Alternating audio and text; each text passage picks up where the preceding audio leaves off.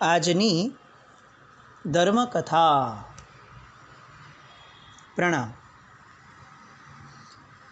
ધર્મકથા અંતર્ગત આપણે અત્યાર સુધી અનેક મહાપુરુષોના ચરિત્રો જોયા.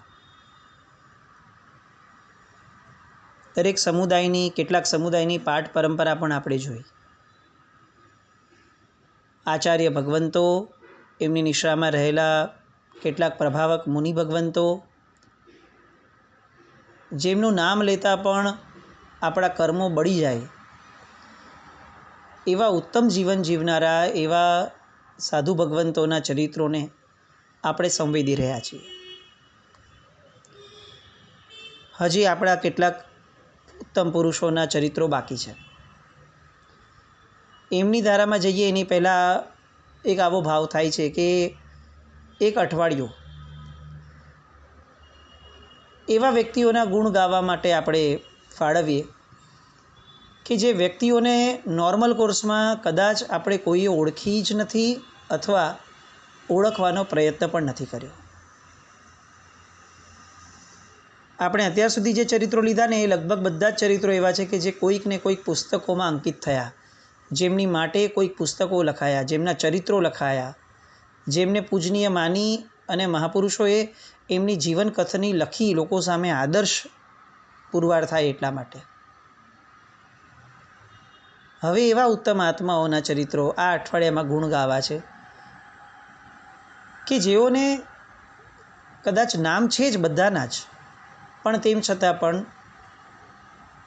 નામ વગર આપણે એમને સ્તવવા છે, એમની સ્તુતિ કરવી છે. કોઈ જીવન ચરિત્રમાં નથી જવું. દરેકના જીવનના નાના નાના પ્રસંગો, નાના નાના ગુણો અને નાના નાના પરાક્રમો કે જે આપણા જેવાઓ માટે ભવ્યતમ છે, એ પરાક્રમોની સ્તુતિ ગાવી છે. શ્રમણી ભગવંતો આજે પરમાત્માના શાસનની અંદરમાં સાધુ, સાધ્વી, શ્રાવક, શ્રાવિકા આ ચારેયની અંદરમાં બે તત્વોનું માન ઘણું ઘટ્યું. એક શ્રાવિકા તત્વનું અને એક સાધ્વીજી ભગવંતોનું. એમાંથી શ્રાવિકા તત્વોનું માન ઘટ્યું કેટલેક અંશે. એનું કારણ પશ્ચિમીકરણનું આંધળું અનુકરણ. પરંતુ સાધ્વીજી ભગવંતોનું માન ઘટ્યું આપણા સૌના નજરમાંથી, આપણા વર્તનમાંથી. એનું મુખ્ય કારણ આપણો પોતાનો સ્વભાવ દોષ. સાધુ ભગવંતો પ્રભાવક હોય, પ્રવચન આપતા હોય અથવા કંઈક ને કંઈક અંશે લોકોની સાથે જોડાયા હોય એટલે એમને એમની બધી જ જરૂરિયાતો, સાહેબની જે પણ મુશ્કેલીઓ છે એ બધાને આખો સંઘ અટેન્ટિવ થઈ અને એમને સાચવી લે. સંઘની અંદર ચાતુર્માસ પણ નક્કી કરવાનું હોય ને તો પહેલાં સાધુ ભગવંતોના ચાતુર્માસ નક્કી થાય અને પછીથી સાધ્વીજી ભગવંતોના ચાતુર્માસ માટે રેન્ડમલી આપણે ક્યાંય પણ યા તો એ સાધુ ભગવંત જે ફરમાવે એ અને યા તો પછી જે આપણને નજીકમાં હોય. સમજી શકીએ છીએ પુરુષ પ્રધાન ધર્મ છે, પરંતુ એક વસ્તુ એ નિશ્ચિત સ્વીકારવી પણ પડે કે પુરુષ પ્રધાનતાના નામે ક્યાંક ને ક્યાંક આપણે સાધ્વીજી ભગવંતો સાથેના માનમાં, આપણા વર્તનમાં, બહુમાનમાં ઊણા ઉતર્યા છીએ. અને એટલે જ આવું મન થયું કે એક અઠવાડિયા સુધી એ શ્રમણી ભગવંતોના ગુણો ગાવા છે. એવા શ્રમણ ભગવંતોના ગુણો ગાવા છે કે જે ક્યાંય પણ લોકોની નજરે ચડ્યા જ નથી, જે આજે પણ જીવે છે, વિદ્યમાન છે અને કદાચ વિદ્યમાન ન હોય તો 5-10 વર્ષ પહેલાં જ કદાચ કાળ કરી ગયા હશે. એવા પણ કેટલાક નામો હશે, પરંતુ સાવ વિદ્યમાન મહાપુરુષો, મહાન આત્માઓ, એમના ગુણગાન ગાવા છે. શ્રમણી ભગવંતોના અનેક અનેક અનેક રૂપો ભગવતી સાધ્વીજી ભગવંતોના, એવા અનેક સાધ્વીજી ભગવંતોમાંના કેટલાક સાધ્વીજી ભગવંતો જેમના જીવનના દ્રષ્ટાંતો, જીવનની વાતો એ આપણા બધા માટે અનહદ પ્રેરણાદાયક બની શકે છે. એવા એક સરસ મજાના સાધ્વીજી ભગવંતના ગુણગાન ગાવાની શરૂઆત કરીએ. એક સાધ્વીજી ભગવંત 17 વર્ષની ઉંમરે દીક્ષા થઈ. 17 વર્ષની દીક્ષાની અંદરમાં અનેકવિધ તપશ્ચર્યાઓ એમણે આદરી. 33 વર્ષની ઉંમર થઈ એટલે કે 16 વર્ષનો દીક્ષા પર્યાય થયો અને એક બહુ જ મોટો એક્સિડન્ટ થયો. એક્સિડન્ટની અંદરમાં પ્રાણ ન ગયા, પરંતુ આપણે જેને એમ કહી શકીએ કે કદાચ ઓલમોસ્ટ પ્રાણ ગયા જેવી જ સ્થિતિ થઈ, કારણ કે ગળાની નીચેનું આખું શરીર જે છે એનું હલનચલન કમ્પ્લીટલી બંધ થઈ ગયું અને એનો કોઈ ઈલાજ પણ નહીં. 33 વર્ષની ફક્ત ઉંમર. એક્સિડન્ટના સમાચાર બધામાં એ સમયના આજુબાજુના ગુરુ ભગવંતોને પ્રાપ્ત થયા. બધી વ્યવસ્થાઓ કરાવડાવી, પણ છેવટે એ જે ગળાની નીચેનું જે શરીર હલવાનું બંધ થયું એ બંધ જ રહ્યું. આયુષ્ય બળવાન. આ જ પરિસ્થિતિની અંદરમાં 13 વર્ષ જીવ્યા. 13 બિગ યર્સ. એવું જીવન કે જેમાં એ કમ્પ્લીટ બેડ રેસ્ટ હોય. મસ્તિષ્ક ચાલુ છે એટલે સેન્સીસ બધી જ ઓન છે. 13 વર્ષ સુધી એમની સાથે રહેલા સાધ્વીજી ભગવંતોએ એમની જે વયાવચ કરી હશે ને એની કલ્પના આપણે ખાલી કરીએ. એક પણ ભાગ શરીરનો હલતો નથી. એમની આજુબાજુના સહવર્તી ગુરુણીઓ એ ક્યારે વિહાર કરતા હશે, કઈ રીતે કરતા હશે, સ્થિરવાસમાં અગર હશે તો એમને વપરાવવાથી માંડીને બધી જ વસ્તુઓ આપણે કલ્પના પણ કરી શકીએ. આપણા ઘરની અંદરમાં આવું કંઈક થયું હોય, આપણી પરિસ્થિતિ શું હોત? વેસ્ટર્ન કલ્ચરની અંદરમાં ઉછરેલો બાળક એ કદાચ આવી રીતે કોઈ જીવતું હશે ને તો સામે ચડીને એને મોત આપી દેશે કે ભાઈ આવું પીડાદાયક જીવન નથી જોઈતું, એના કરતાં એમને મૃત્યુ આપી દો.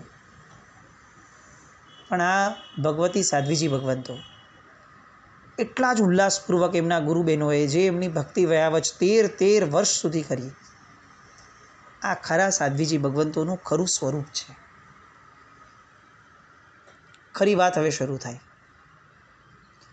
આ 13 વર્ષ દરમિયાન એ જે સાધ્વીજી ભગવંત બેડરેસ્ટમાં છે એમણે કેટલાક પરાક્રમો કર્યા. હું હવે એમના પરાક્રમો બોલું છું. હૃદય ખરેખર થામીને રાખવા જેવું લાગે આપણને. આપણી કલ્પનાઓના બધા જ ઘોડાઓ ચૂપચાપ બેસી જાય એવી વાતો. પરાધીન અવસ્થામાં શ્રમણી ભગવંતે કર્મ સામે જે યુદ્ધ લડ્યું 13 વર્ષ સુધી, એ 13 વર્ષની અંદરમાં એમણે 229 છઠ 229 છઠની આરાધના કરી. શત્રુંજય તપ કર્યો.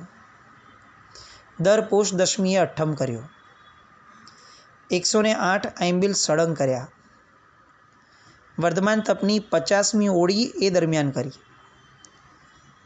સહસ્ત્રકૂટના તપના 411 ઉપવાસ હોય, એ 411 ઉપવાસ પૂર્ણ કરતાં કરતાં એમનો દેહ ગયો, કાળધર્મ પામ્યા. દરરોજ ગિરિરાજ સન્મુખ ભાવયાત્રા કરવાની, નવકાર ઉવસગહરમ અને સંતિકરમનો 108 વાર જાપ કરવાનો. આ રીતે એમણે પ્રભુમય બની અને પાછલી અવસ્થાના 13 વર્ષ જીવ્યા. એ અવસ્થામાં કે જે અવસ્થાની કલ્પના પણ આપણે કરીએ તો આપણી આંખમાંથી આંસુ નીકળી જાય. સાધ્વીજી ભગવંતો પ્રત્યે આપણને ઘણી બધી વાર આદર નથી જન્મતો. હું કહું, આપણે એક દિવસ આવું જીવીને બતાવીએ. એક દિવસ સાવ નાનકડી પીડામાં પ્રસન્નતા ટકાવવામાં 12 વાગી જાય છે આપણા. એવા સમયે ફક્ત ગળાની ઉપરનો ભાગ એ જેમનો ચાલતો હોય, એ વ્યક્તિ આટલી પ્રસન્નતા સાથે આટલા તપ કરે, ઉત્તમ ભાવનામાં રહે. એમની ભાવના જુઓ. ચલો તપશ્ચર્યા સમજી શકાય એકવાર, પણ શત્રુંજયની ભાવયાત્રા, નવકાર ઉવસગરમ સંતિગરમનો જાપ, આ બધું પ્રસન્ન ચિત્તે કરવા માટે અંદરમાં કેટલી શાંતિ જોઈએ ત્યારે આ બધું થાય. રોજ 13 વર્ષ સુધી. આવા સાધ્વીજી ભગવંત. બીજા કેટલાક સાધ્વીજી ભગવંતોના નાના દ્રષ્ટાંતો, એમના પ્રસંગો લઈએ. એક સાધ્વીજી ભગવંત દીક્ષા પહેલાં લગ્નના 7મા વર્ષે પતિનું મૃત્યુ થયું. વ્યાખ્યાન શ્રવણ થયું, વૈરાગ્ય પ્રગટ્યો. 2.5 વર્ષની દીકરી હતી, ઘરનાને સોંપી દીધી. ઘરનાની રજા લઈ લીધી, દીકરીની માયા ત્યાગી અને દીક્ષા સ્વીકારી અને અંતે પોતે પોતાના જીવનની અંદરમાં દીક્ષા લીધા પછી છેક પ્રવૃત્તિની પદ સુધી સ્થાપિત થયા. કવિત્વ શક્તિ એટલી બધી અદ્ભુત કે 24 ભગવાનના ચૈત્યવંદન, થોઈના જોડા વગેરેની રચના પોતે જાતે કરી. એક સાધ્વીજી ભગવંત, કેન્સરની ગાંઠ નીકળી. ડૉક્ટરે આ કેન્સરનો કોઈ જ ઈલાજ નથી એવું સ્પષ્ટપણે કહી દીધું.